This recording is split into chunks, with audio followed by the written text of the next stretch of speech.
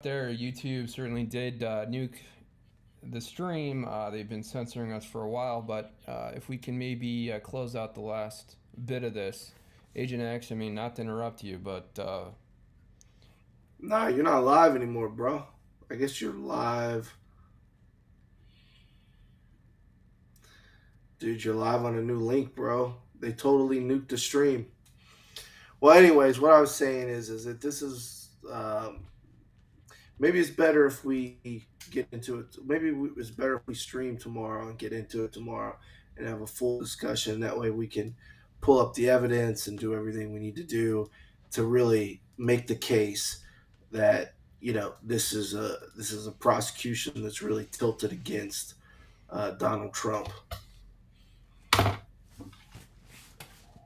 yeah, it is a tilted prosecution against Trump. But getting back to Mershon and what Trump has been talking about during this press conference that he had, and again, I think Alvin Bragg had a press conference immediately after this. And we haven't even started with Alvin Bragg yet, but I think my train of thought got a little bit messed up with this YouTube nuking our stream Yeah, issue. But hey, tomorrow, hey, let's just go through it tomorrow because I've got all. I'm going through the Wayback Machine and pulling up all of Alvin Bragg's videos, all of his statements online, and we can go through them tomorrow. I can screen share and walk through them. We can walk through merch on. Let's get a little bit better prepared tomorrow, and we can do it.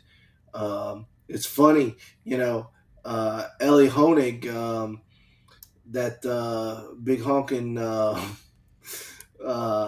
loser on CNN, who's a legal expert. They got a big picture of him on one of the old Alvin Bragg for district attorneys websites endorsing Bragg. But CNN never discloses that, do they? That Ali Honig endorsed Alvin Bragg when he's up there commentating about it. I mean, what a fucking unethical, corrupt fucking society we live in. But um, if I YouTube, mean, hey, so like if YouTube's gonna shut us down, let's just regroup. Let's go through. Let me gather the evidence and let's go through it tomorrow. isn't it funny too that YouTube shut this down as soon as we shared this tweet from Don Jr.? No, I think they shared it. I think they nuked us before, or did they nuke us It right was like then? right, I think. Maybe it was before. It looked like it was about I had a 29 bad, minutes in. I had a bad feeling about sharing that, so maybe I shouldn't have. But anyways, all right. Um, Man, we had so much to talk about too, especially with Doyle. Um, We'll get back all right. into it tomorrow. Let's lay the Yep. evidence out tomorrow. Okay. Well, I guess we'll go live tomorrow then, huh? Well, hey, what about well, there's no live stream of any additional events. I mean, we'll see what happens. We'll see what Trump does. But I bet you they gag him and sua sponte sanction him within the next hey, couple of well, days. we didn't even get a chance to talk about Mershant talking to Trump about some of his statements on Truth Social.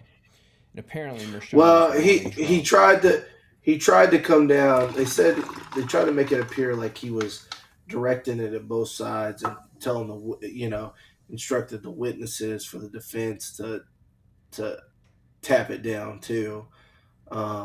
Because some of the shit that Michael Cohen is saying is a lot worse than what Donald Trump is saying. Um, so I don't know. And you notice too how CNN amped up this whole rhetoric about putting the bailiffs right behind Trump and how it was a separation between the Secret Service. And that was Yep. one thing that I think we were watching this live and that we had, I pointed out to you and I was like, this is typical standard operating procedure with these courts to intimidate defendants. And it's just totally unreasonable, particularly when the case involves absolutely no allegations of violence. This is a white collar indictment. It's outrageous, and it's a misdemeanor, non-crime to begin with, and the fact that they bring in five, and I get it, it's former president, you have to have a ton of security. But in this instance, when they're put 4 bailiffs directly behind Trump, it's not for security. Rather, it's to intimidate. Hey, I just sent you a link in the guest chat.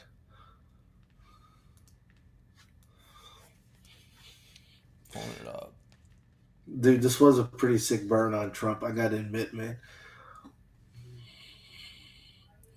So Flamingo tweeted, President Trump wouldn't touch you, Stormy Daniels, with a 10-foot pole. And she responded, true, he used a 3-inch one.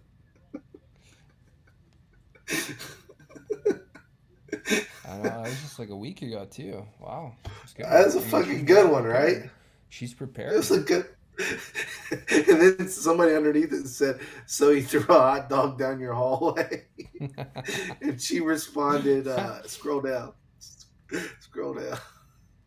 He said, a cocktail weenie and more of a sad toss. Oh my God. Fucking sick my birds, God. man. Sick birds. You gotta admit, those are pretty sick birds. Yeah, those are good. Those are good. Oh my. All right, dude. All right. Let's shut it down. We'll come back tomorrow. Flight with powers and properties unlike anything that existed before. Laser light.